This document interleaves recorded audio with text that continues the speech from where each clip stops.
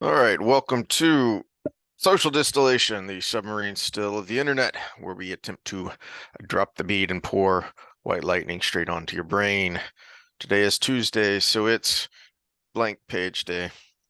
Uh, Tor books are notorious for terrible covers, and this one just completely came off. I don't think I showed my Fires of Heaven one. The spine is coming loose, which happens a lot. Some of my hardcovers are like the spine's coming loose, and so the book is like in three chunks, and I have to be very careful when I open it up. Yeah, Uh, the Fires of Heaven was the one that the glossary had been eaten out of. But I have a glossary here, so if we have pronunciation issues, we can reference this we'll time have some around. right off the bat. Um, we do need to backtrack a second because it dawned on me when I was skimming through to get ready for today that we we were in such a, or I was in such a hurry to get to Asmodean's death that kind of skipped right over a big thing at the end of Fires of Heaven, and that is the introduction of Bashere. Oh, We didn't we, yes. we didn't talk about that at all. Um, Did I download that picture? Well, you talk about that while I see. There was a good I was looking, the memes were good for the end of Fires of Heaven. mhm. I had to pick between some hard choices, but there was one that had to do with Bashir and his daughter. Well, the big thing there is that is when and it dawned on me when I was flipping through the prologue actually, because the scene in Salidar, they mention Rand's amnesty, and I said, "Oh, geez, we we forget," because that's where we find out about it. Is Bashere comes in and tells him that he's been trying to hunt down Taim uh, to uh, to bring him to justice, and uh, and Rand says you can't have him Mm-hmm. because I'm enacting an amnesty. Uh, and we get a good scene there with Rand's character. Um, Rant about the show, but not just the terrible uh Prime Wheel of Time series, but other terrible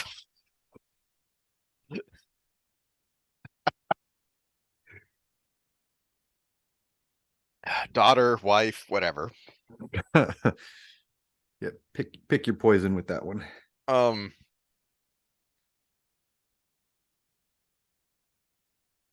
This was an honorable mention for the end of Fires of Heaven too.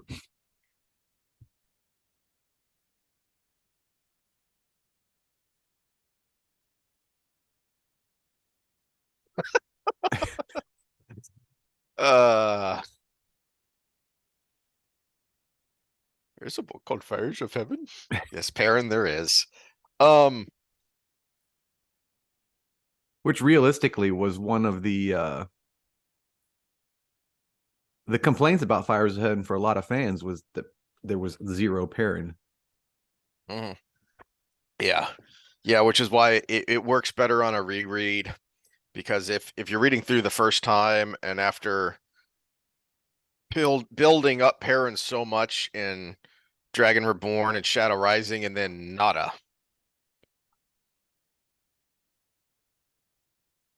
That was one that was on the list but didn't make the cut. But That's a good one. Uh, I don't know if the thumbnail came all the way through on the other one, but it was uh, Rand. Sorry, I'm late. I was doing things or whatever, and Avienda's going, "I'm things," and Egwene's like, "No," mm, and then Lanfear's like, "I'm gonna rip things apart." uh, characters. I think I kind of mentioned this before, last time or the time before, about there were two awful stupid reasons for the awful stupid decision to give Perrin a wife and then instantly kill her. First of all, where do you go from there? you cranked it up to 11 and now the audience is deaf. And so, you know, when you try and hit him again with something big and powerful. I mean, we he killed his wife in the first freaking episode. You can't get much more dramatic than that. So nothing else that he does is really going to have the impact. But two, the scene itself didn't have much impact because they never bothered to introduce either of these characters. When it happened, we Well, had I no will say clue it's who this even girl worse. was. Yeah, I'd say it's even worse than they didn't bother to have an introduction. They very weakly introduced. Perrin sits down at the table. Yes. And they have a little joke back and forth about being a settled down man or whatever. Yeah. And that's it. That's your clue that this Perrin is married. So we get no introduction to his wife except, oh look, there's his wife. Oh look, now she's dead. And you Perrin, don't even get barely that that's saw. his wife until you kind of just assume because she's working in the forge. Yeah. And then they're sleeping in the same bed. Yeah. Yeah. And you still never even get wife. You get settled down, where Rand and Egwene are already nugging. So it could have been just his live-in girlfriend, because it reflects the times we live in today. Could have been his side piece, his booty call, his whatever the kids call it these days. In just a couple of pages in the frickin' epilogue in Fires of Heaven, we know who Bashere is. We know who he is, and we like him. And again, the scene's pulling triple duty because he's introducing Bashere. He's establishing who he is as a character. He's giving us some world building by telling us what's been going on with Taim and with the Borderlands, which we've heard reference to but haven't seen in a while. And he's giving us some more of Rand's character, with with his thought process, with his empathy, really. So the amnesty is part strategic because he knows he needs weapons, but also part empathetic. As he says, it's not right that we continue to hunt down men who can channel, and yet there's me. Mm-hmm. And not only are we not hunting me down, I'm the freaking leader. So it's not right, it's not just. So we get, three things going on in that scene, and it's only a few pages long. If you were to translate that scene to the screen, it would only be a few minutes long, like a 3 to 5 minute scene, and then you're done. And you get all that impact. Even and a lot of it would translate to the screen because it's not a ton of internal monologue, even though it's from Rand's perspective. There's a lot of dialogue in there, and it's well done, and it's establishing who these people are and what's going on. Mm-hmm. Which is important when we get to chapter 1, which we'll get to in a second.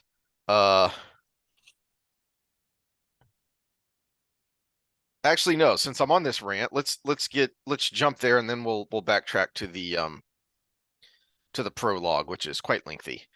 And we'll see what we can talk about there without getting to spoiler territory. So this scene in the first chapter where Bashere throws a freaking dagger at Rand's chest is, wait, what?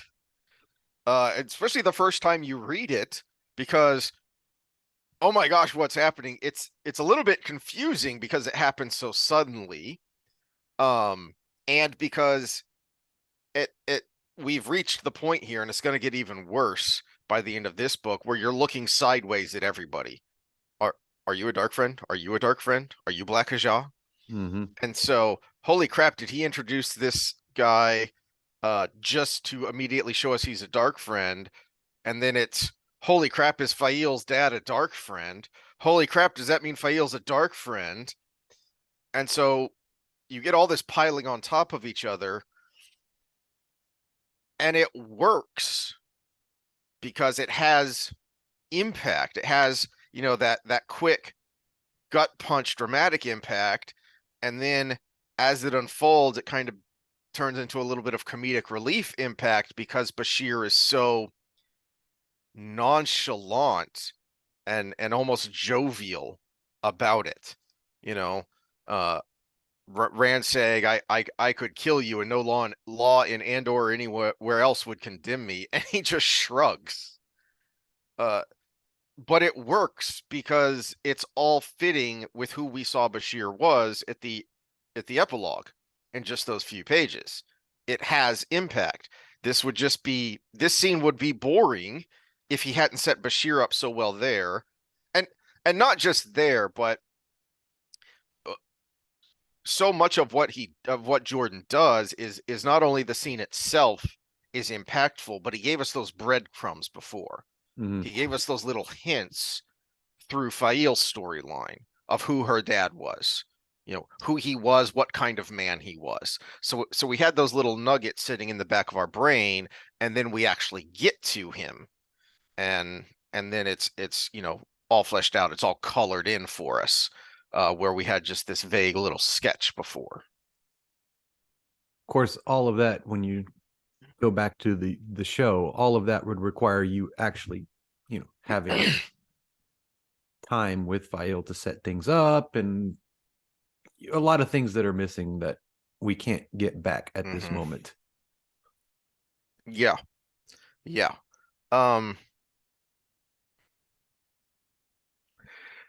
Because you have a tremendous amount of arrogance from the youthful woke skulls of today that you see it in some of the annoying articles that you've brought up, the blog post talking about how Jordan is problematic now. And not only is it dumb on its face, it's also so very shallow. It's not, none of those were particularly in-depth critiques where you could say, okay, well, I don't agree, but I see your point. No, they're all incredibly shallow. There have been some, I shared some of it on when were we talking about this, that I brought up the interviews with the pretentious, effeminate showrunners for Rings of Power, talking about how their critics are patently evil, quote, their quote, patently evil. If you go into that article, and there's been a few more interviews since the show wrapped up, basically trying to do damage control, you basically get that these people are so freaking arrogant that they thought Tolkien didn't do it right. Tolkien didn't do it well enough. They could do better than Tolkien. The book, the book series, the Lord of the Rings trilogy, the only thing that has sold more worldwide is the freaking Bible. It's an astounding stat that since it was first published and all the many, new editions of it, it just continues to sell. And you think you can do better. This thing has been around for 70 years now, and you think you can do better. So I like the contradiction of arguments with one argument. These are the Wookiee arguments. One argument is, what's a fantastical land? Who's to say they can't be X, Y, Z? It's not true. It's fiction. But then the other argument is, it must reflect the world we live in today. Well, which is it? Is it a fantastical land that could be anything you want, or must it reflect the world we live in today? And are you even cognizant of the world we actually live in today? Yeah, Drinker's latest Why Modern Movies Suck that he posted about a week ago was the myth of the modern audience. because it's not. They say that, that's the buzzword, that's the catchphrase, but what they mean is people that live in, these affluent zip codes in LA. That's what they really mean. Um, and I don't remember if it was him or if it was someone else that that dove, kind of dove deep into this with Rings of Power, that these are this may have been the Little Platoon. Anyway, if you live in an urban area, you see a lot of diversity because you have disparate peoples coming from all over and congregating in a fairly small place, fairly small area. Especially if a place like LA, which is one of the very few places you can go, less so now, but certainly in the past, to get into the showbiz industry. The rest of the world doesn't look like that. Mm-hmm. Most of the time, geographical areas look homogenous. That's just biology. That's just fact. And there's nothing problematic with that. That's just the way it is. It's why, and people who know the lore better could dig into this more with Lord of the Rings. No, it's not all the same looking people. The men of the North look different from the men of Rohan, look different from the men of Gondor. The elves of Mirkwood look different than these elves, look different than these elves.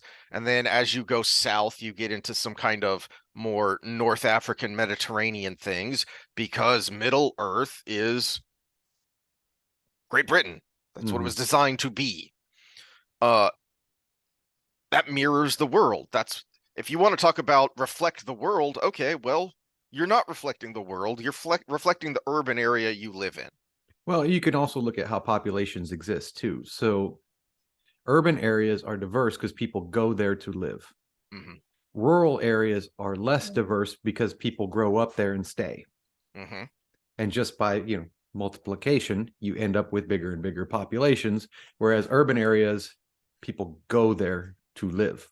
And that's why they keep growing and growing, because that's where specific jobs are. And you can mass produce jobs in an area where you have mass production. Whereas a rural area, it takes a lot of land per dollar made. And you can see this with migration patterns as well. There's a reason the upper Midwest is all big blonde people, because the majority of the immigrants there were from Northern Europe, because you get a big chunk of Northern Europeans going, and then some more your Northern Europeans go to join them because their family or extended family. South Texas is a bunch of German people.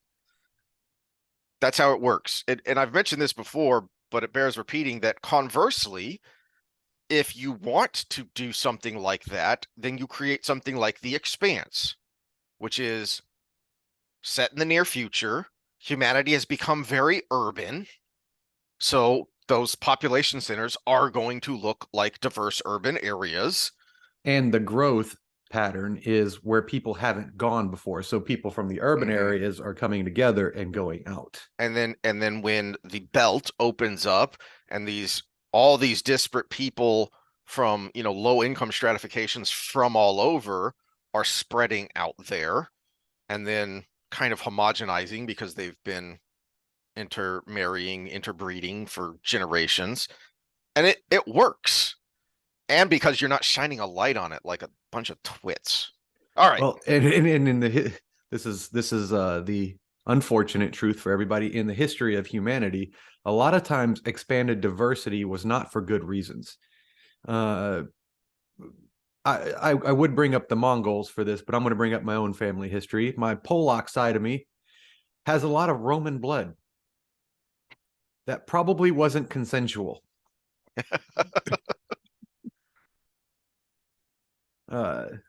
What's the percentage of people that can trace a DNA all the way back to Genghis Khan because he was such a it might be overblown, but raper? it's over 1 billion people or something. It's a like lot of that. people, yeah. It may be overblown, but it's a lot.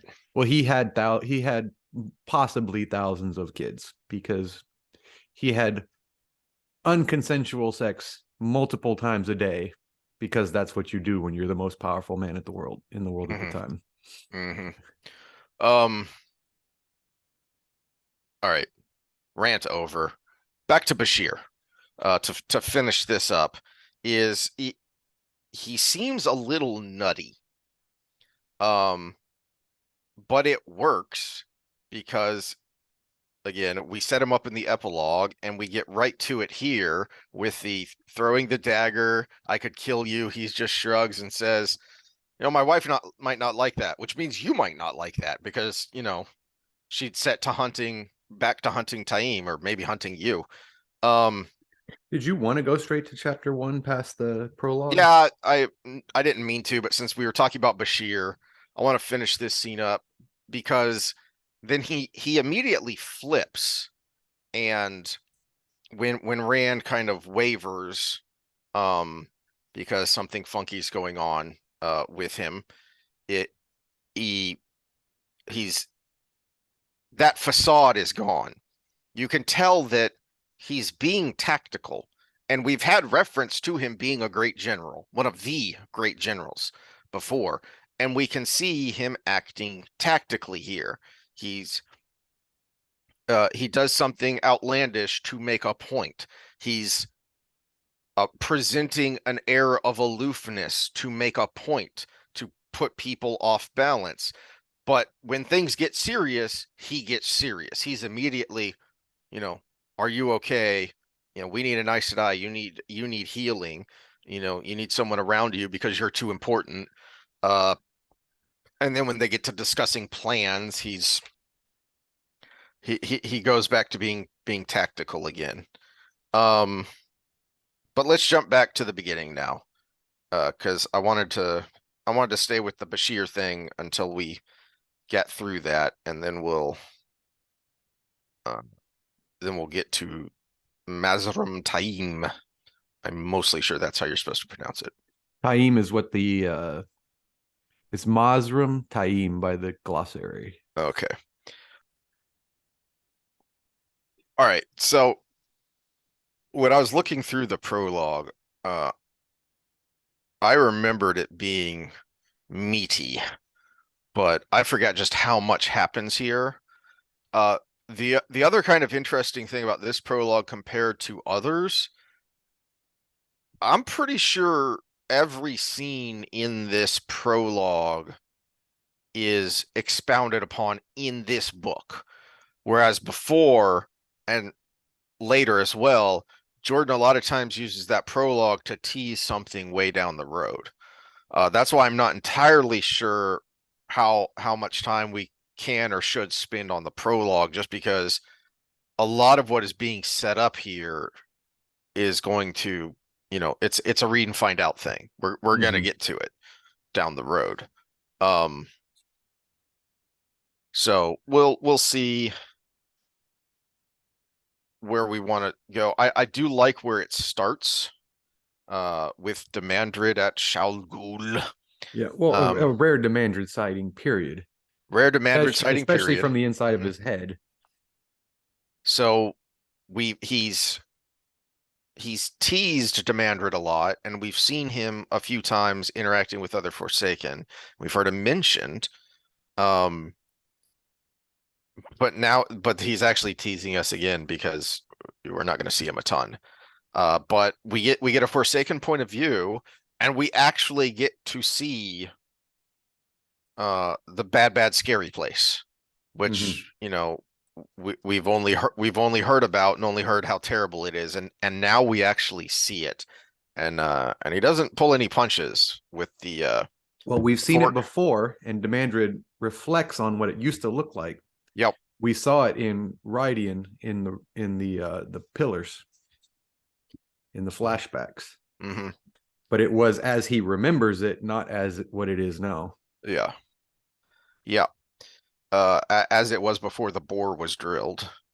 The forging of the blade, so just in case you weren't sure how bad the bad side was, because if the Trollocs eating people wasn't enough, Murderal blades are nasty because you basically suck someone's soul out in the quenching. Mm-hmm. Um, Which it never explicitly says what that does to the life cycle of the soul, since we have that in this world. um, and then we get the voice of the Dark One, which I don't believe we've had before. Well, the thing that's funny to me is how reminiscent it is in of the first book, the voice of the creator, the boom, the big all caps boom. Mm-hmm. The simplicity of the statements as well. Uh, you know, he's it's not being particularly verbose. Um,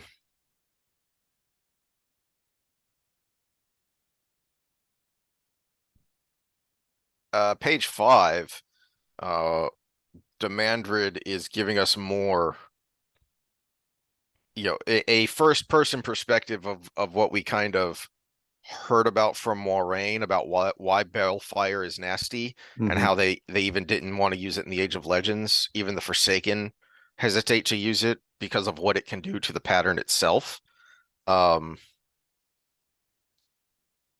uh, as Demandred thinks, reality itself almost unraveled, world and universe evaporating like mist.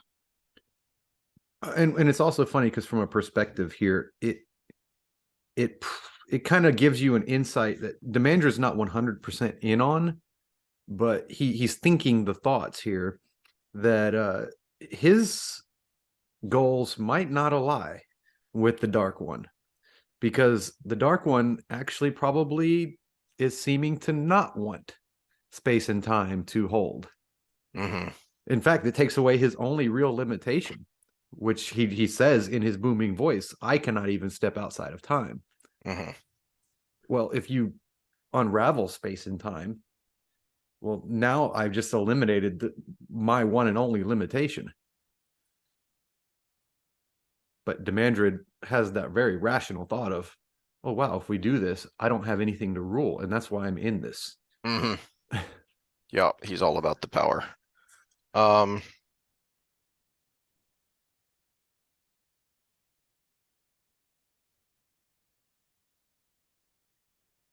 I do find it interesting, and I think this has been pointed out before, that the Dark One doesn't seem to know that Asmodine is dead, because he doesn't mention it. Uh, and unless who betrays me shall die the final death is directly relating to him, and twisted by his weakness. But that is an interesting and odd statement, knowing what we know down the road, which we won't get into. Well, it gives you an insight of how he might have died. Yeah. Because there's only if he's just regular dead, the Dark One would know everything. Because he's the Lord of the Grave. So you can actually speculate from this, and not to give this is not a spoiler at all, because we know as Modian died that he was balefired. I've often pondered, though, I've never been sure, unless he's hinting here that he knows Asmodian's dead and he's making sure he stays dead.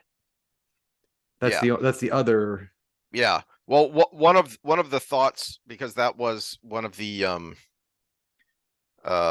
points of debate around his death, when the forums were spinning in circles for decades, is, was he balefired? Because if Asmodine was balefired, that shrinks the suspect pool. And so was he not? Because one of the thoughts, one of the points that was brought up is, would the Dark One keep him dead? Would he make sure he stayed dead, or would he put his soul into someone or something else so that he could so that the Dark One could torment him? Well, let's overanalyze this statement here. The weak fall away. Who betrays me shall die the final death. And immediately talks about Asmodean. Twisted by his weakness. In the same sentence, says Ravin dead by his pride, who served well, but yet I cannot even save him from balefire. So they're in the same sentence, I think, for a reason.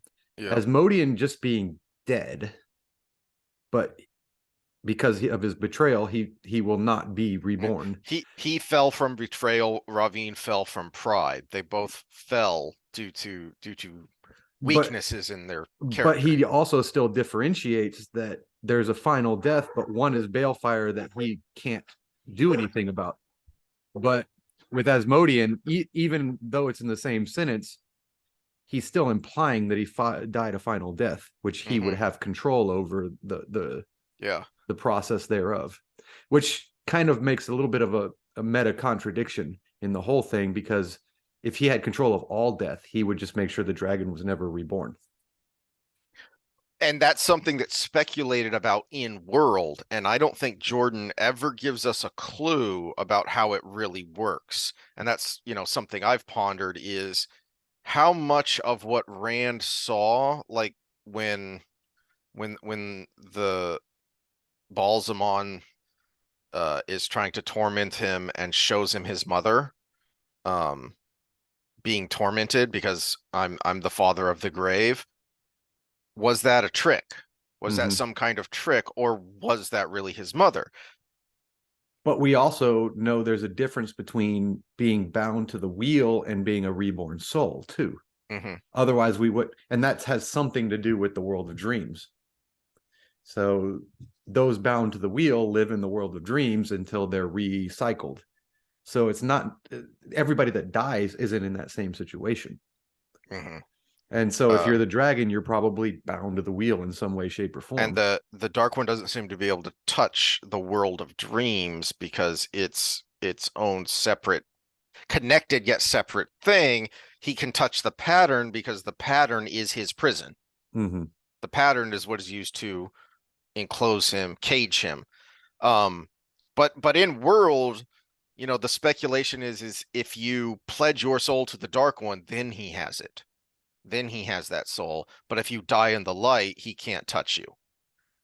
I don't think Jordan ever lets us know what's true and what's not. At least nothing that I can recall. And then you also wonder if there's a matter of degree, because none of us are perfect. That he might have some influence on your soul no matter what. It's just he's just got to figure out from in a meta way that how do I touch this soul? And if say jealousy was your issue, you never went to the dark, but you were a jealous person in real life, maybe that's an entryway to torment you. Again, we're getting to some Dante's Infernal kind of speculation here, but I think that actually plays into it. Jordan pulled from every source.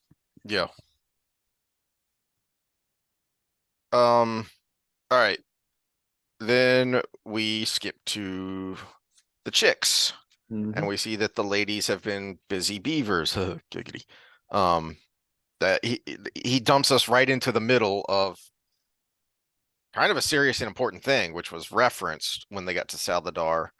But now we're seeing it. Nyneave wants to try to study Swan and Leanne and try and figure out a way to heal Gentling, because she stubbornly thinks anything short of death should be able to be healed. And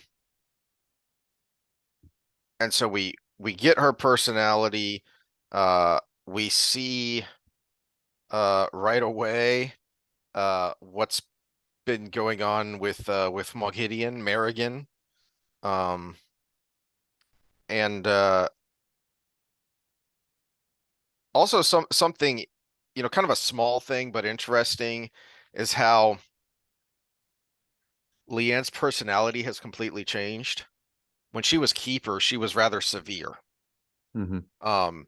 And when she started, and we saw her early on talking to Min about how, trying to remember what she'd learned from her older sisters about the Domini way of seduction, of, getting your way with a smile and a wink. and she's been trying to relearn that and redo that. And we see even in private, that's who she's become. That she doesn't revert to, you know, to the old Leanne when she's in private here. Whereas Well, Sawan is still Sawan. this is part of growing up too, though, because she, as a youth, a young adult, you tend to rebel against your upbringing. Mm. And where she came from and everything you just described, rebellion was becoming a prude. And in that moment was a developmental part of her career as well as her life. She became a blue. What bigger prude than to become a blue, except for maybe a red? And she didn't hate men, but she became prudish. So it natural for her to become a blue and basically by distraction take away from the thing you like, which is seducing men. In her case, she's refound that joy. But when you're a blue, you're married to causes. So that's like one of the 12 steps in 12-step program. You attach things to basically distract you from the thing that you can't help. And I think because of the age she was at when she did that, she's also young. In fact, they just reverted back to the age of when they started making these decisions realistically. Yeah. Yeah, that's kind of what they speculated on when they were noticing that their faces had changed, is they no longer had that ageless, mature but ageless look, and it seems to be, and I think a lot of the fan speculation was their face reverted to what it looked like right before they took the oath. Mm-hmm. And so they would look like, early mid-20s, which to your point is they're basically getting to start over. And Sawan is having none of it. She's just who she is still. We get a hint that actually maybe there is something there that can be healed. And then Elayne comes barging in, and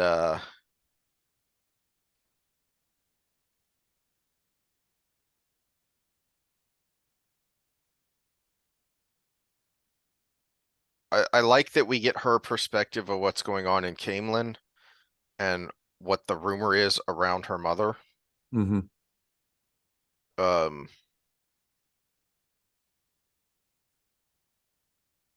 I also I like, but I kind of dislike how on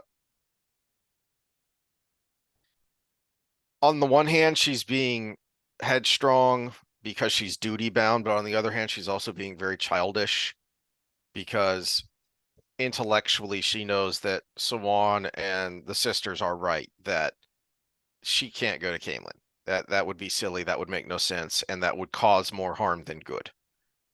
But she wants her man and she wants her throne. uh Perhaps in that order.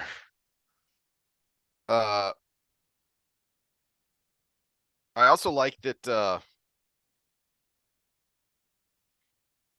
Siwan uh kind of gives her the little cut of Min is, don't worry, Min is going, and we see that, oh, they all know that she's got the hots for Rand. And that Min probably does too. So not that good at hiding her emotions. Well, I mean, keep into account that Elayne is Egwene's age. And we've made many a comment about Egwene. Some of these things are age related. Mm-hmm. And again, silly high school girls make no matter how smart or rational they are, they still make silly high school girl mistakes. Mm-hmm. Yeah, and if for all of her very rapid growing up that she's had to do in the past 18-ish months since the series started, she hasn't really been able to grow up in that way. Mm-hmm. She had a few weeks with Rand in the stone, and then she's off to save the world, or at least part of it. Mm-hmm. And he's going to literally the other side of the continent. So it's going to be emotional, because she hasn't gotten past that stage yet.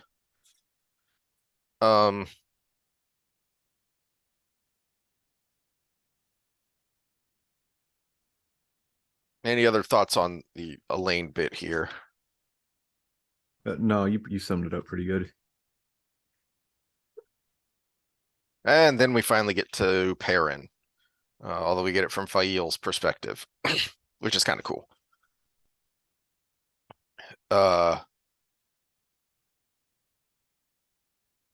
And we see what's been going on and how much has changed in all the time since the end of Shadow Rising through the Fires of Heaven, and what he's been doing.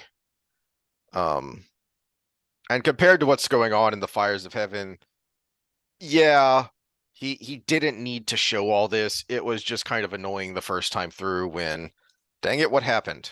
Mm-hmm. It was so built up that you kind of wanted to see it, but you also kind of didn't need to when we see that, yeah, Perrin's still Perrin. He's the Lord of the Two Rivers.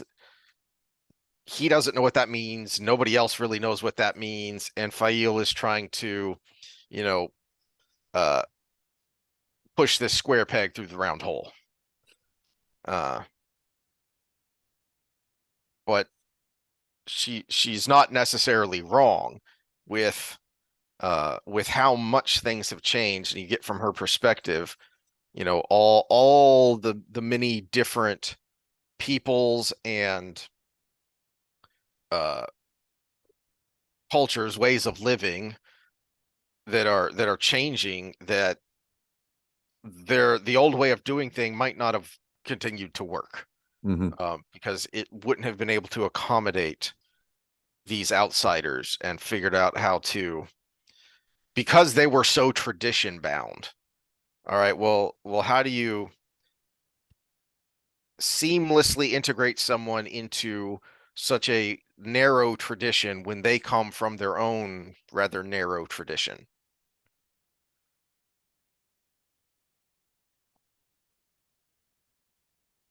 Uh, this to me was a good. So anybody who likes to attach their political ideal and either praise Jordan or poop on Jordan for certain things haven't really read in depth enough, because a lot of times he gives the good and the bad of a lot of situations, and what he describes in the Two Rivers is a lot of good when it comes to refugees and immigration. Mm-hmm. A lot of the positive effects, the boom in technology they had in the Two Rivers, uh the the embracing of these new cultures that came in, because realistically the Two Rivers was so sheltered that they didn't know what they were missing. Mm-hmm.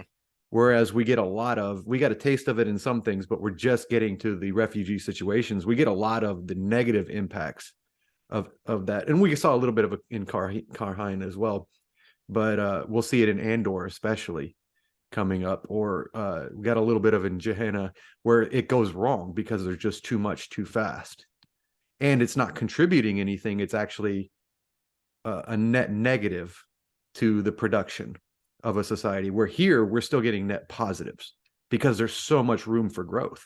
Mm-hmm. You have a small sheltered area with an expanse of land and resources. It was like the early days of the Americas, which I think was the analogy he was going for, Mm-hmm.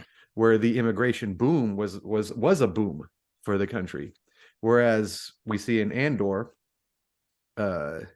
later, everything is all the fears you would have from excessive immigration, where you're basically just trying to feed and clothe and shelter people the whole time. Yeah. Yeah. Uh, but the kind of the other hand there of what you're talking about is we're also seeing from Fael's perspective that it's not all roses. There are Mhm. conflicts. And some of them are petty and dumb. Um, some of them are expected. Some of them could balloon out of control if left to it. That's why she's trying to guide things along. Well, and there's a you see the nuance of, yes, these new things are cool and some of them are beneficial, but also they're threats to the way of life too. They're the Domini coming in are threatening the sanctity of what the Two Rivers thought of with relationship values. The new was it? Is this where they bring up the new roofing coming Yeah. in, and Sen is going crazy, but it turns out he's actually got more work than he's ever had to Mm-hmm. do. So it's legitimate concerns are still showing up, but because there's so much room for growth, it's a net positive. Mm-hmm. Yeah, but if your focus is too narrow, Sin can't see that the there are other people now taking slices of the pie, but your pie's a lot bigger. Mm-hmm. Yeah, old fart. Um, all right. Then we get to Gawain. Stupid, Huzzah. obnoxious Gawain. Well, this is when he Um, starts to become stupid and obnoxious. yes, Obnoxious. because at the end of his scene, uh, it he's set up fairly well here in this of that he's a natural he's part natural leader, part well schooled by Gareth Brine, and his people respect him. Um, he doesn't get along with the Aes Sedai, yet he is formal with them. He still kind of acts like a warder, even though he's not, but he was training with them, so he still has that deference. And then we get to the end of the scene, and the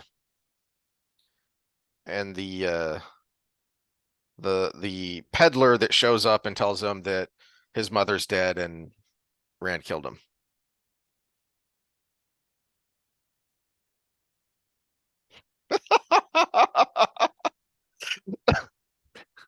Wait, there's more.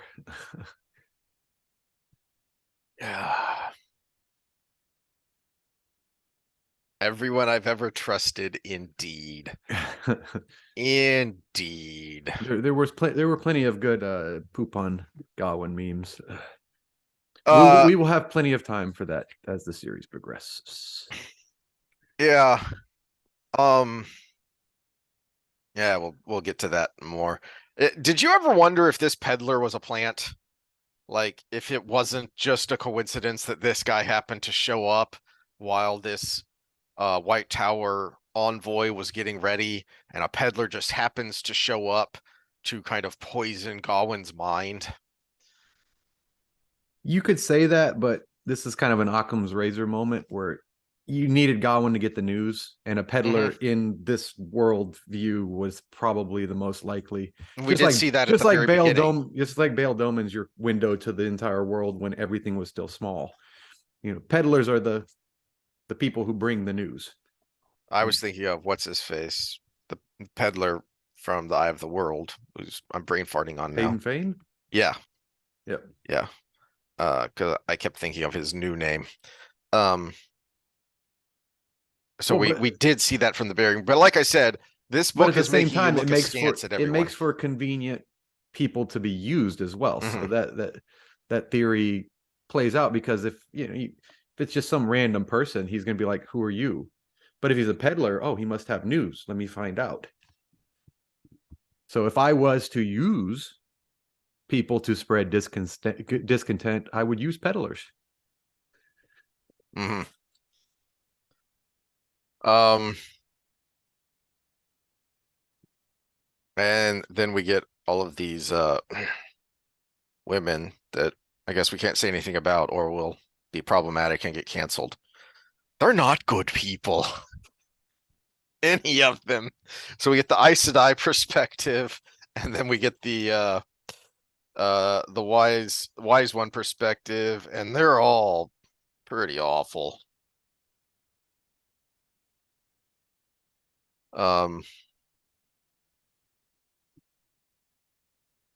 So not much there, because that's just a little hint, and then it unfolds more. Well, I think it's more in depth. There's more depth to it than just being these women. Mm. They're elitists. And remember, they're talking about dealing with Rand. And where most of the world goes wrong with dealing with Rand, whether for good or bad, is because they try to treat him like they think he should be treated. But he's a country bumpkin with a stubborn streak. Mm-hmm. So he always reverts back to that stubborn streak. And so they're just like, well, this is the way it should be. Even the good ones that aren't evil, they're just misguided. They don't understand him. And realistically, this is one of those situations where the world needed him. That's why he was spun out this way, because they needed him to buck the system. Mm-hmm. Realistically, well, but these women are more than just treat him like they think he is who he is, but they're going beyond that, because all of them, with their own agendas, want to control him, are being controlling, like iron-fistedly so, which that will unravel down the road. But maybe in season 2.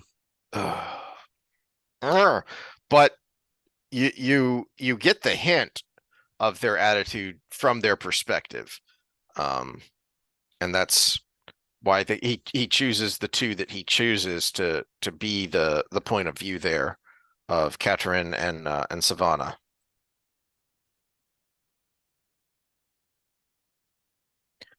And then we get back to Morgase. I've never really thought of this before, but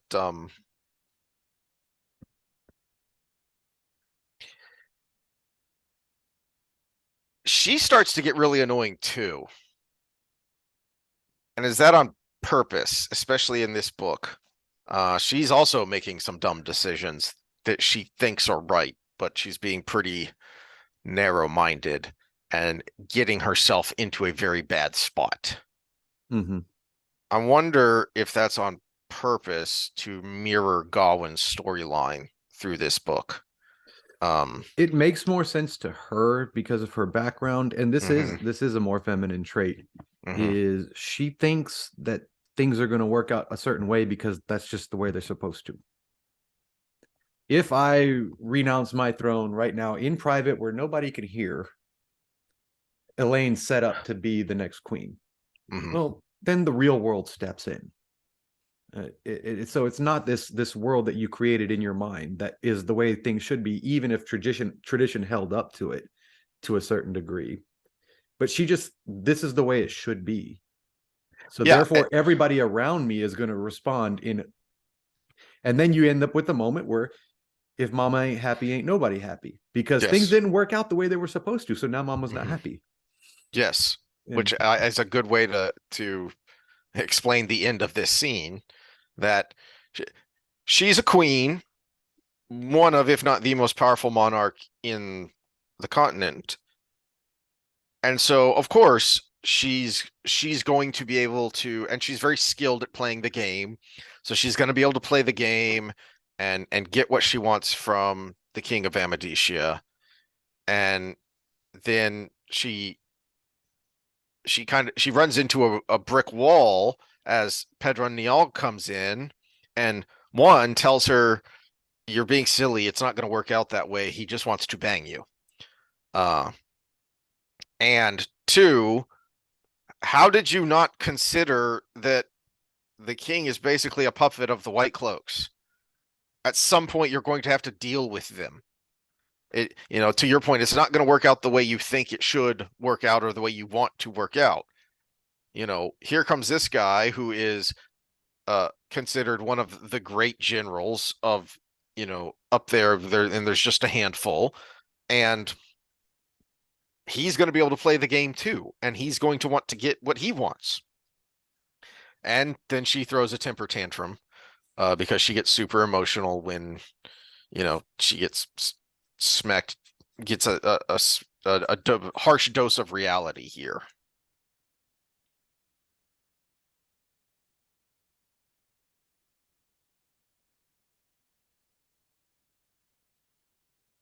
Um, and then it switches to Niall's perspective, so we can get some more scheming from him. Mm-hmm.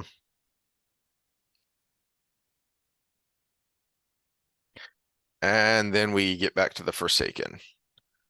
Well, in another perspective you've never had, because now we're starting to get to know them a little bit more. Mm-hmm. We get some hints dropped here. We get Simmerhaj's personality a little bit. Then Masana kind of drops a hint of where she might be, because she says, I'll soon have him where I can control him." Mm-hmm. Which makes who is it who says, "Where are you?" Because that uh anyway, uh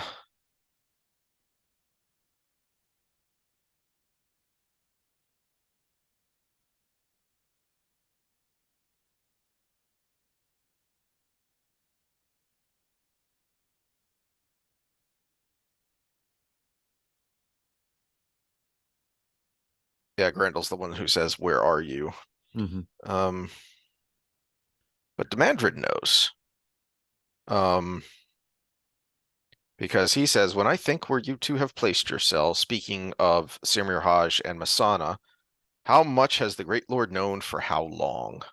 And how much of what has happened has been at his design all along?"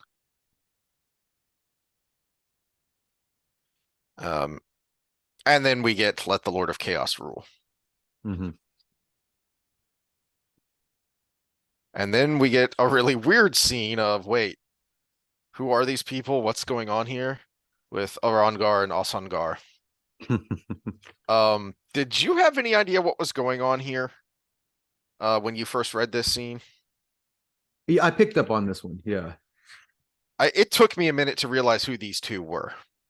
there were very few choices, Yes. and then this was about the time the big white book came out, and it gave you insights of who the kind of the personalities, and then it was Mm-hmm. pretty obvious who was who. The great joke being Yeah. being Yeah. Arangar. Yeah. It had been so long I'd forgotten about them. I go, oh yeah, those guys. Mm-hmm. Uh, because it's giving you hints of that this is what we were talking about earlier, is the Lord of the Grave. We're actually seeing his power here. So we are seeing. And remember, as to back to the prologue, they didn't betray him, so they didn't die a final death. Mm-hmm. They're getting the benefit of a recycle. And so we're getting uh modern crappy writing. You get enough hints to figure out, oh, okay, these were people whose souls were shoved into other bodies. But nobody says outright that that's what this is, because Jordan is writing people who exist in this world. They're real people. One of the things that makes modern writing suck is the writers aren't particularly bright, and they don't think their audience is bright. So they have to tell you stuff straight out, and it makes it boring. So just to piss everybody off again, what we're talking about here is there's two bodies that are Mm-hmm. being used as vessels for these two souls to come back into the world and have their way. And we know that the power in this situation, this gives us the hint that the power is tied to the soul, not to the body, Mm-hmm. because Arangar channels Satan, even though the body is female. And we're all reading this going, that's evil. These people are possessed. That's necromancy. This is not good.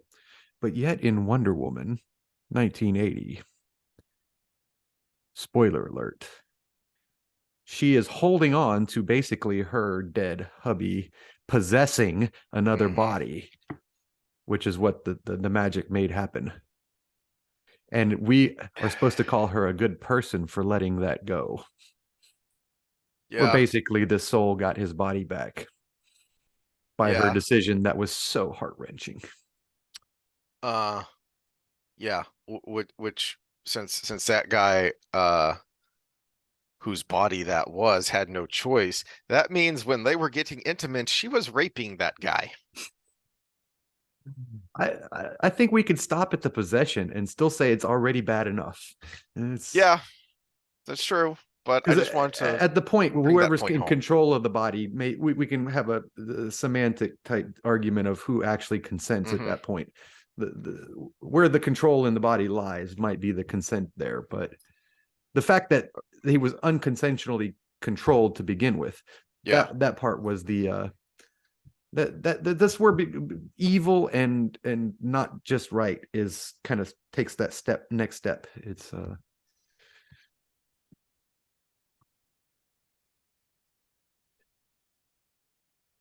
unfortunately I watched that movie on the plane and immediately about halfway through regretted making that decision, but because I had to finish it just because I already invested an hour.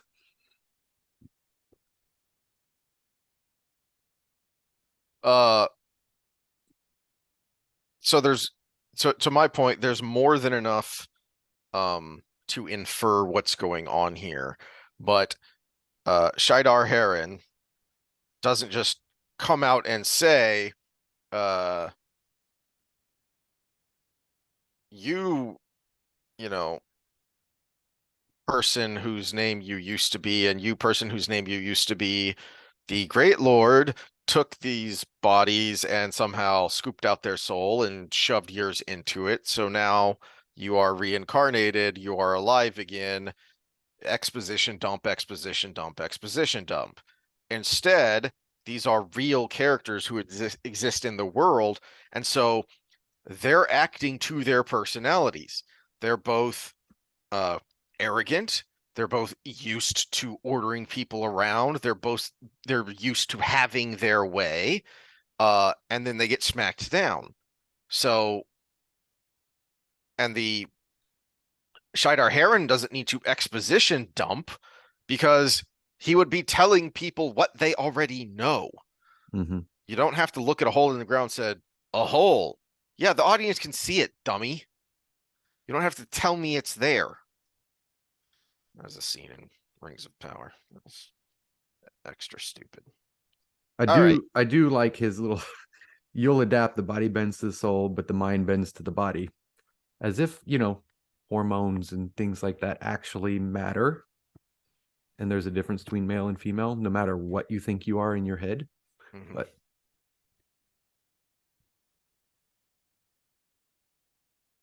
we've actually kind of seen that already too, because we've talked about that ad nauseum, so we don't need to get back into it. But we see that with Matt, the mind bending, because the memories are becoming seamlessly integrated into the memories of his own childhood that he has left over, and the memories of how to use the Ashandarai,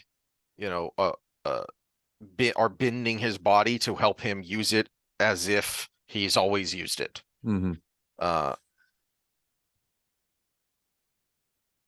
Anywho, when at first he was wielding it like a quarterstaff. Yep. And then it just the slowly naturally progressed to the old ways of doing things.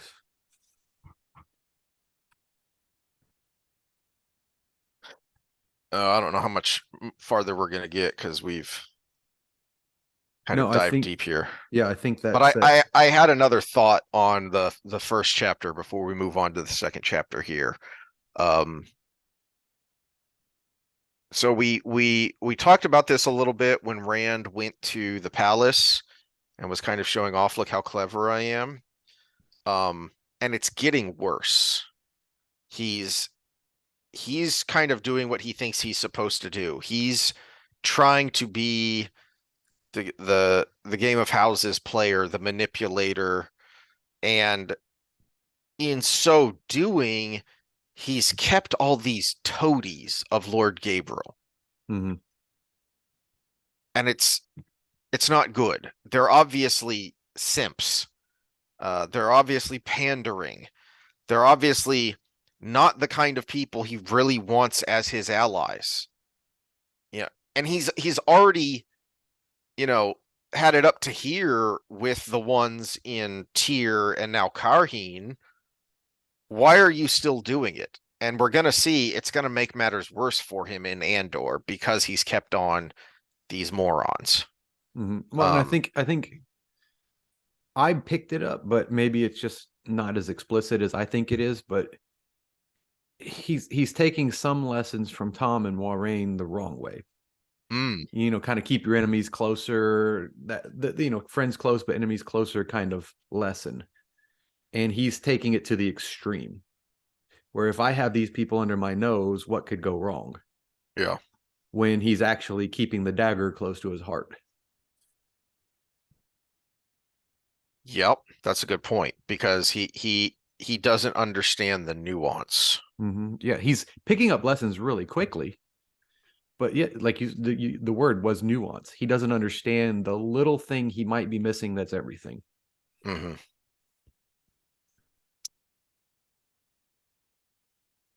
All right, so chapter 2, Mazrim Taim shows up, and this chapter is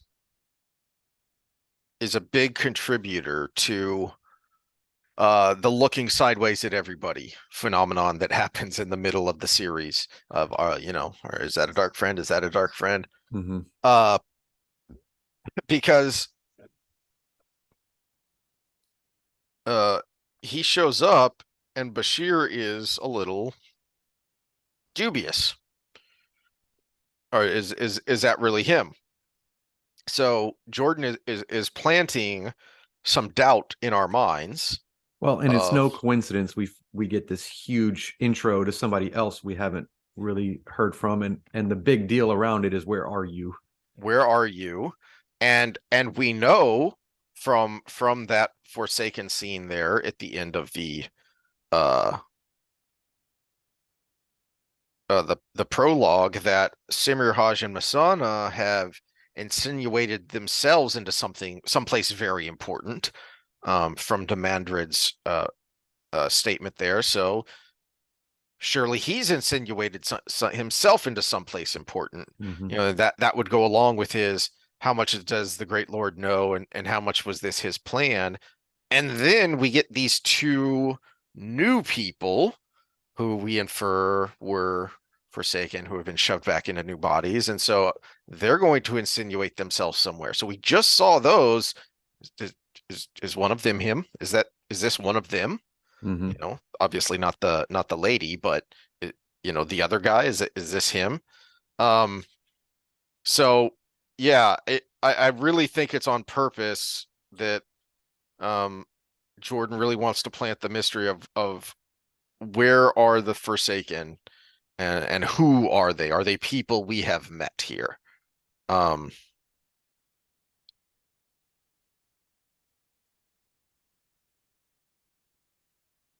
and then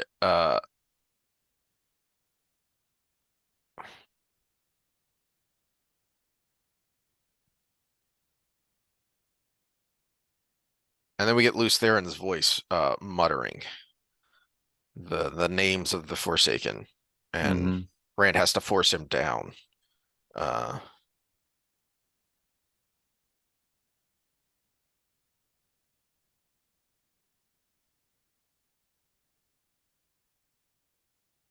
and then when Taim actually comes in, then he goes off again. So that's page 92. And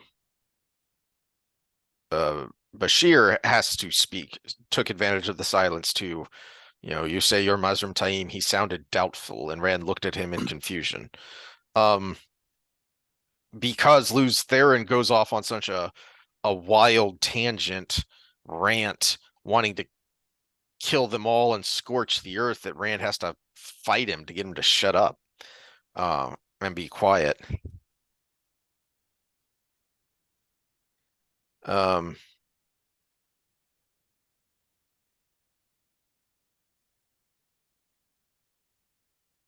And again, back to the setup, like the very quick setup of Bashere, you got a really good idea in those couple of pages at the end of Fires of Heaven who he was.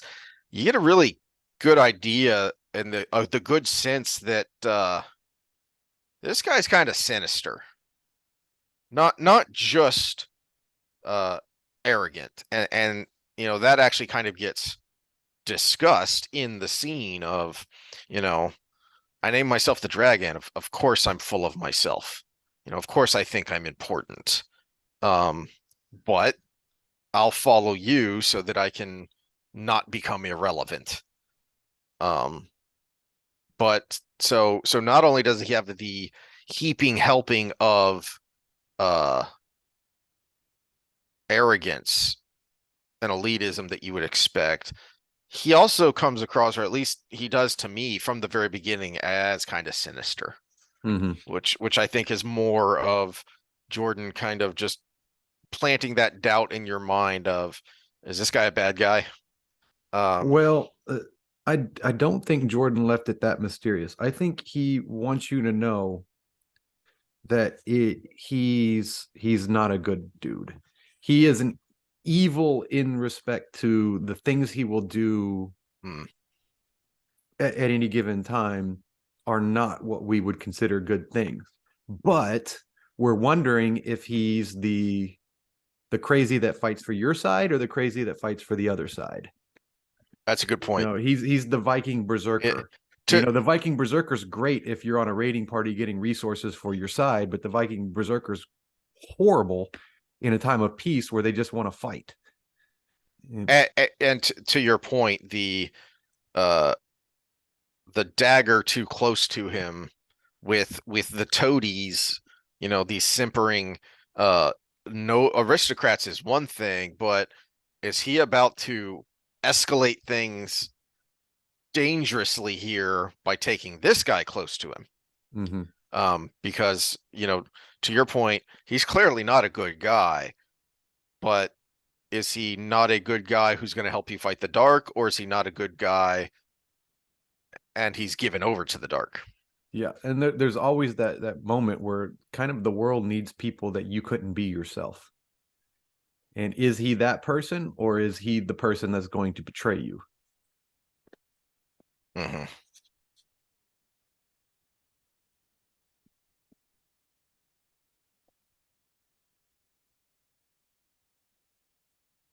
So yeah, I think Jordan didn't want to leave it to the mystery that he's just not a good guy.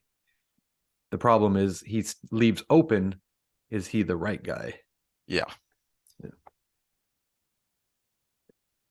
All right, so the bottom of 93, we get, how do I want to phrase this? I think it's interesting and purposeful what happens here, that Rand is savvy enough to recognize the dangerousness of this situation, the hostility, the animosities here that could get out of control. He needs to diffuse the situation, as well as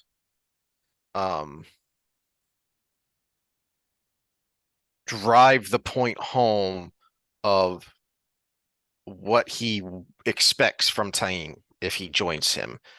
And then he starts to go on and on page 94. He starts to expound on what he had just said, and it's entirely in his own voice. I think that's important, and I think that's purposeful. That this is Rand being Rand. This is who he is. He's not playing games here. He's not being Mr. Clever Game of Houses player. This is him being him. And he is savvy and he is cunning, but he also has that inner good person because, this is what drives him. That how terrible the other side is, and what they are willing to do. Have you ever tortured an entire city, made thousands of people assist in breaking each other slowly and breaking their own loved ones? Simmerhaj did that for no more reason than she could, to prove she could, for the pleasure of it. Have you murdered children? Grendel did it. She called it kindness, so they would not suffer after she enslaved their parents and carried them away. And on he goes. It's an awesomely written monologue. That in no way can I see the guy that they cast as Rand delivering. Sorry for the tangent, but just one thing that we shouldn't gloss over, because I actually didn't even notice it till now, and it makes a lot of things different coming up in about 6 books. Taim, in his speech to Bashere to prove himself, just told us he used compulsion. Uh-huh. And that was not something that was, I think this is the only time it's actually made obvious that he knows this skill that should be lost. That to teach yourself that is, it was a with Leandrin as an example, was something that Wilders learned, and Taim being a Wilder, that seems to be the natural thing. But he just basically said out loud that he used compulsion on people. So that's something to keep an eye on going forward as well, considering how his rise to power. So after he gives this monologue that's all in his voice, all his thoughts, even though he's channeling memories from 3,000 years ago. Then Taim says, "Submit, I had thought more of a compact between us." And I think it's instructive that rage rose up in Rand till his vision filmed red. He had spoken of things he should have no knowledge of, had probably birthed a dozen rumors about himself in the Forsaken, all to make this fellow's deeds seem less dark. And the man had the audacity to speak of compacts. Lews Therin raved in his head. Kill him now, kill him. For once Rand did not bother to quell the voice.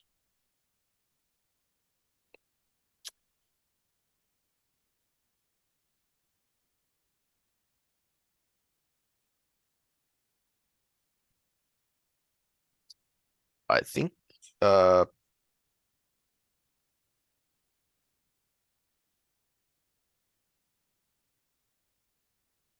keeping that dichotomy in mind is going to make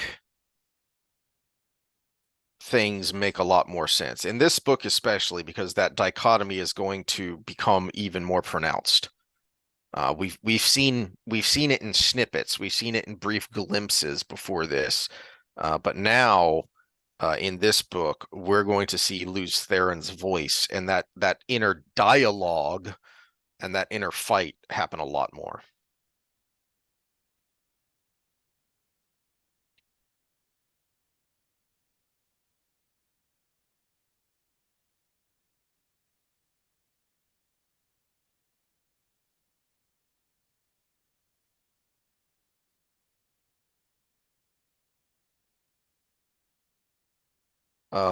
And then more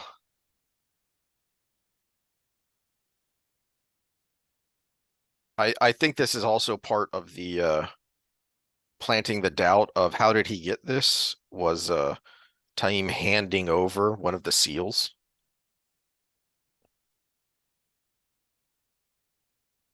And then Lews Therin goes nuts again.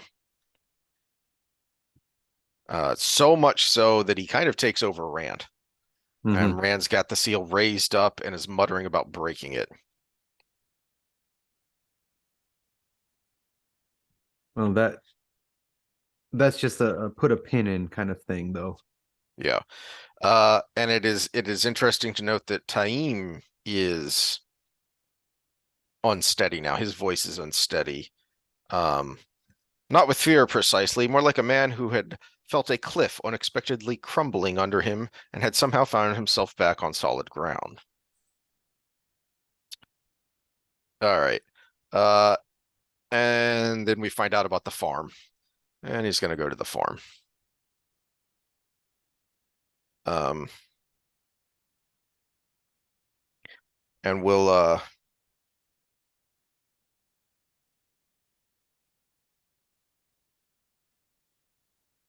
stop there because chapter 3 is going to put us off on a tangent with Avienda.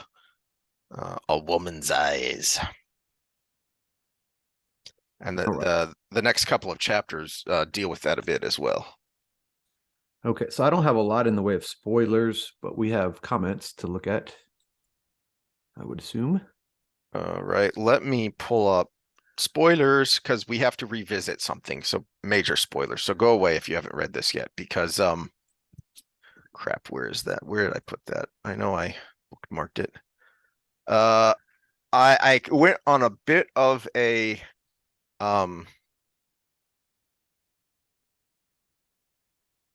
rabbit hole after last time, looking back over some who killed Asmodine stuff. And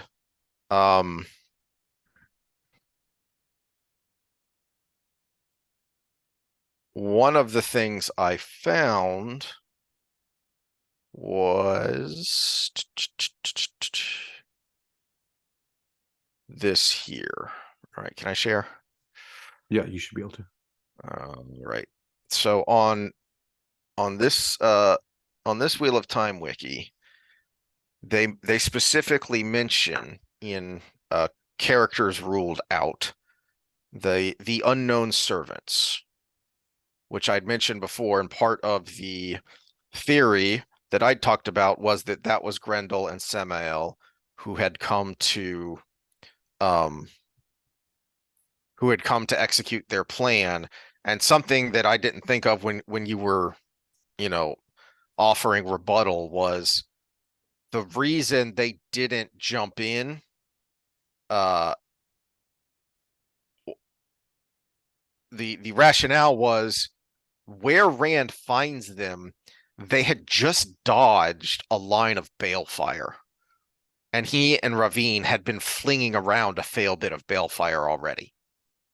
And we know from the prologue that we just went over, the Forsaken are afraid of balefire. It's one of the few things they fear.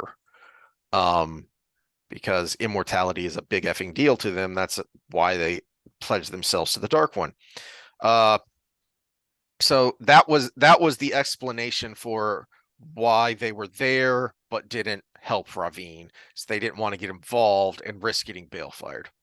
However, Robert Jordan eliminated this possibility, saying that the servants were just servants and were in no way connected to the murder. I guess the way you read that the servants were all gone would be that after the battle or because of the battle, they all fled. And so now there are not only that, if all the real servants were gone, they would have been servants that were under compulsion, which would have been disrupted by the battle itself. In fact, the balefire nearby may have disrupted the compulsion retroactively.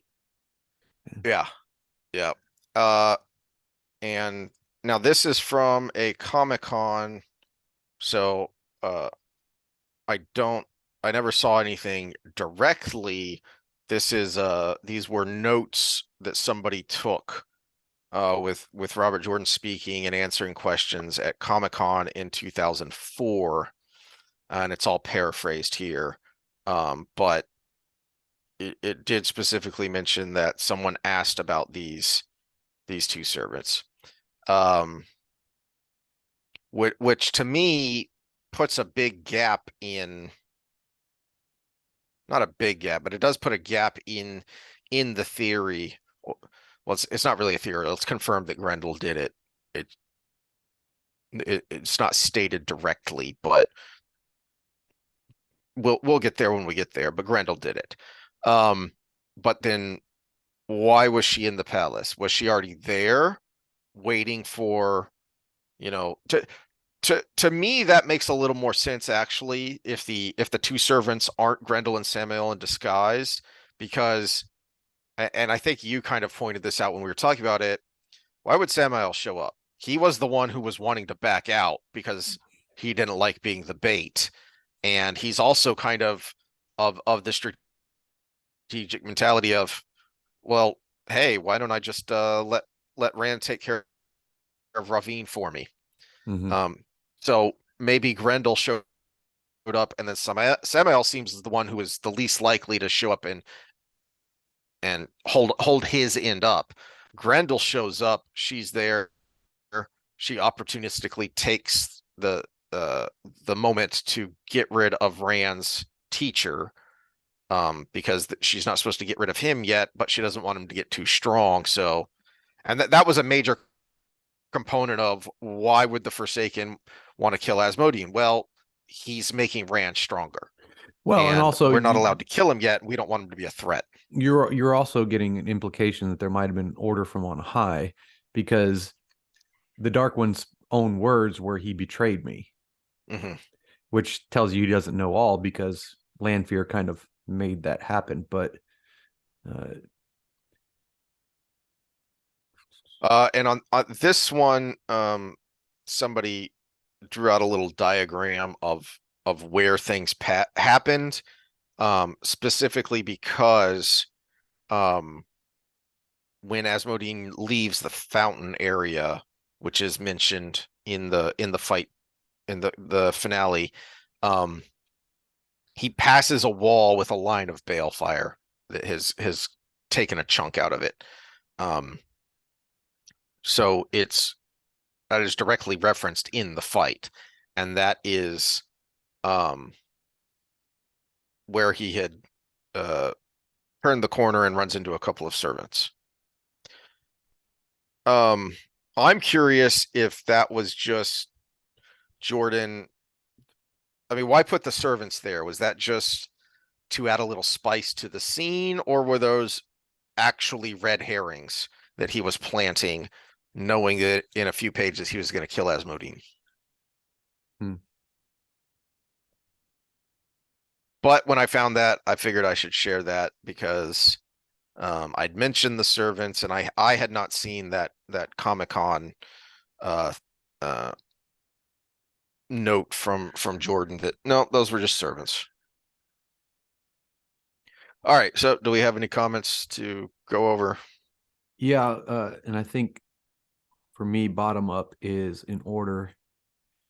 Ishamael is the consummate nihilist. He joined the Dark One because he wants the world to end. We actually touched on that with the Demandred talk, because yes, he was different than the other ones. He actually understood what the Dark One wanted to accomplish, and he didn't care because he didn't want to rule the world. He just wanted to destroy it. He was a dark philosopher, basically.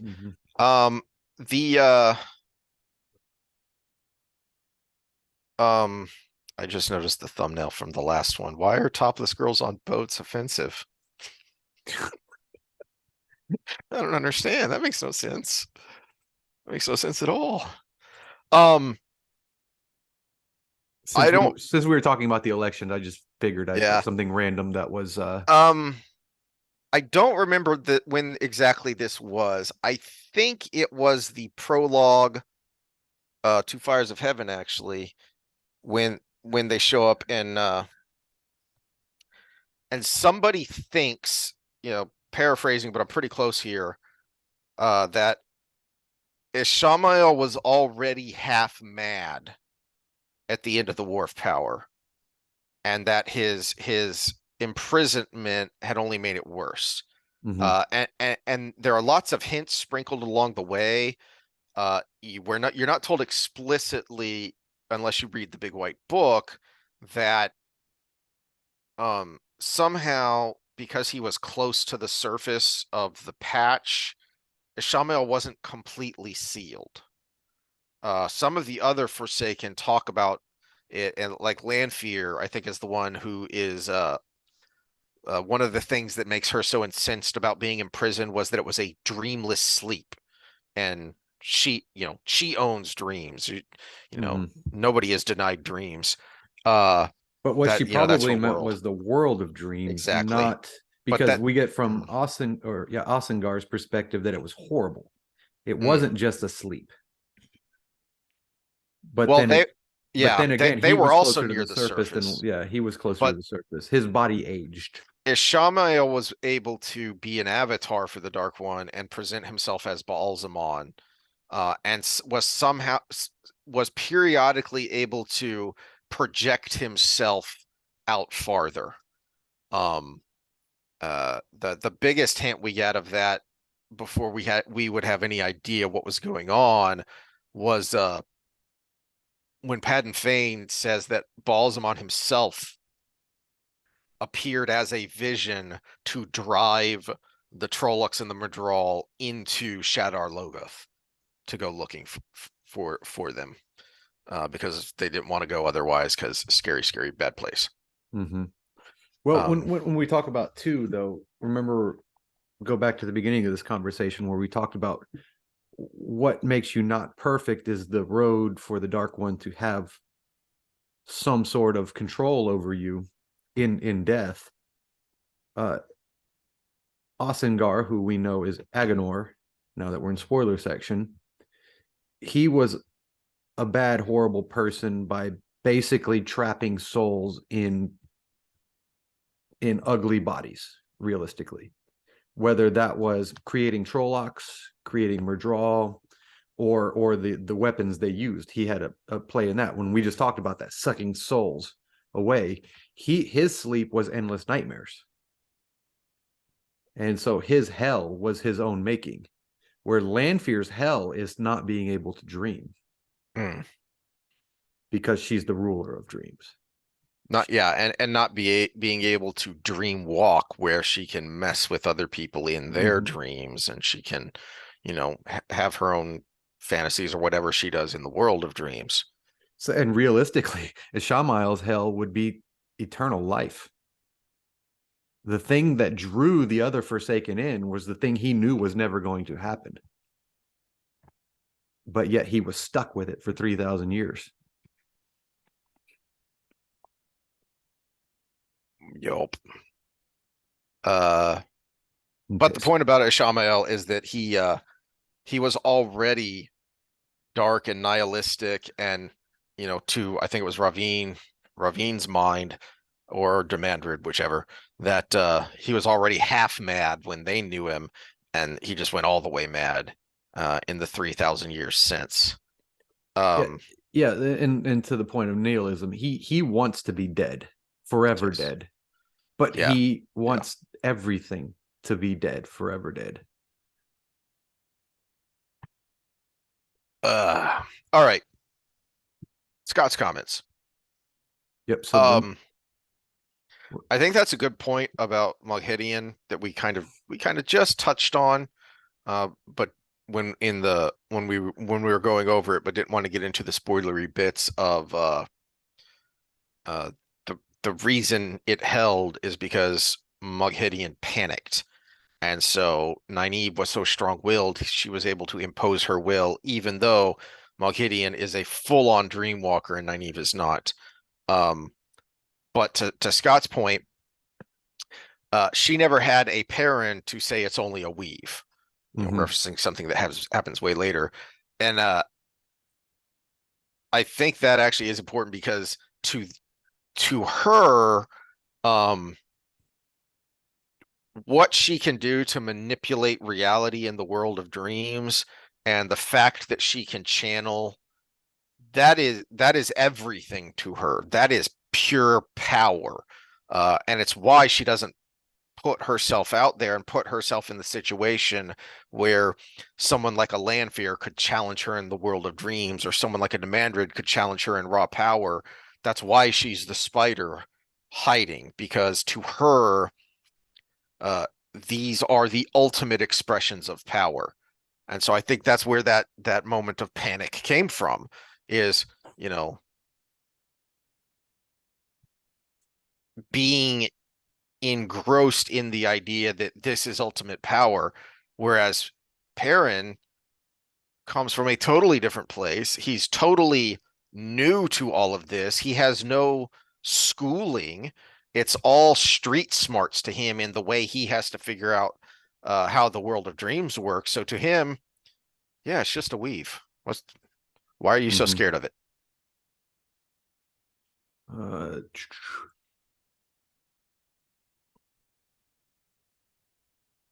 Didn't really care enough to track Asmodean. That was the thing. Asmodean was one of those characters that started to grow on me, and then he just all of a sudden died. And I think that's the way a lot of the fan base was. That's how I was. Just when you're getting to have that attachment is when he dies, and that's like the worst time for something to die. And I think, Scott, you just didn't reach that moment yet.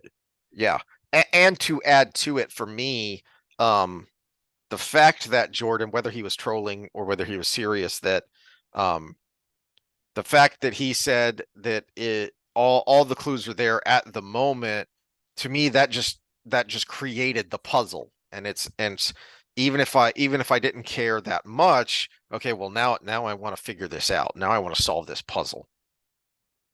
And so that's why I kind of dived into it myself, digging through the books for snippets, and also, combing through the forums to see who had what other snippets and quotes to point out, to say, this is what I think, and here's my evidence.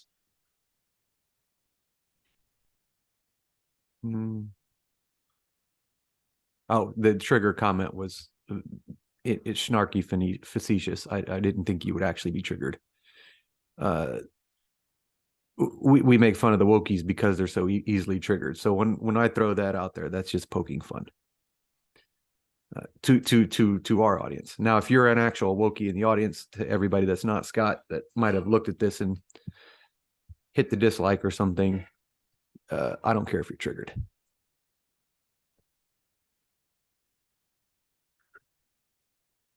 And then the last one is about our cool it in talk, where it is all of that. I think it's everything we said, including in yours in the comments, that yes, he had that imperfect craziness to him, but at the same time, it's not far-fetched for someone to just hedge their bets by making sure that the right outcome came out of it. All right, anything else? No, that's all I have. I'm gonna think a little more as we go through this book about my thought of Morgase and Gawain's stories kind of mirroring each other in both of them becoming emotional and acting irrationally. Because to me, I think that it still makes him awful and a very unsympathetic character, but at least it makes it a little more understandable if Gawain has a lot of his mother's personality and she's doing a lot of the same things. My problem with the Morgase storyline was, even at the point it's at now, it's not so bad, because I understand the things we talked about, and those actually kind of do make sense, and they project the story forward. But then after a certain point, Jordan made her irrelevant, but then tried to keep her relevant. Yeah. And all for a moment later where she can have with her daughter. It worked with Tam. It didn't work with Morgase to me. It was just, especially since he's devoted so much screen time to keeping her relevant. the moment she has with Galad is much better and much more impactful than the moment she has with Elayne, despite all the buildup that's supposedly there. But because she is so often so unsympathetic, it just didn't work. Her reunion with Elayne just didn't work for me the way it hers with Galad did. But I think you could have had those without all the screen time leading up to it. Mm-hmm. We're trudged through a lot of really crappy story in her regard Yeah. just to get to that moment. Where with Tam, we just have Rand's fond memories of him all the way up until we need him again. Yeah. And it still worked. And we hardly ever see him except here and there in Perrin's storyline. Mm-hmm. And a lot of that Morgase stuff are pages that could have been spent elsewhere and been done. You and could have make other taken things those more pages impactful. out because they go in the same storyline and just attributed those things to Fail. And I think more people would have liked Fail. And you could have cut out a little bit of trimmed a little bit of the fat to get to the other moment. So yeah. Yep. Yep. Well, we'll see more of that going forward here because well, and maybe that's the problem with Godwin too. Isn't the fact that he's a hard to stomach kind of simp. It's the fact that we devoted so much page time to it. And that if we had just had him kind of go that way, there wouldn't be the hate for him. There would have been the, oh, he's this moment in Egwene's storyline that, yeah, we could disagree with what he did or everything, but we just get so much. Yeah. If we would have known that was happening off screen, like, so we had him in the prologue. Now take out some of the obnoxiousness later, and then we come back to him farther down the road, and through inference we get an idea of what's been happening off screen, in the same way that he didn't tell us exactly what the girls had been up to since the end of the last book, but we infer that they've been busy doing these things. They've been using Moghidian to have new discoveries and to help them, with their channeling and things. But we didn't have to see it. It's enough to just have that little, that little sentence or two, and that our brain fills in the rest. All right. Well, I think we're done picking at nits. And we'll try and get a little farther next time. It's expected that you don't get very far in the intro to the book. Yeah, because there's always so much, and there's so much just set up to go. And then and this prologue especially was quite meaty, girthy even. Girthy. All right. So we'll see y'all next time. All right, later.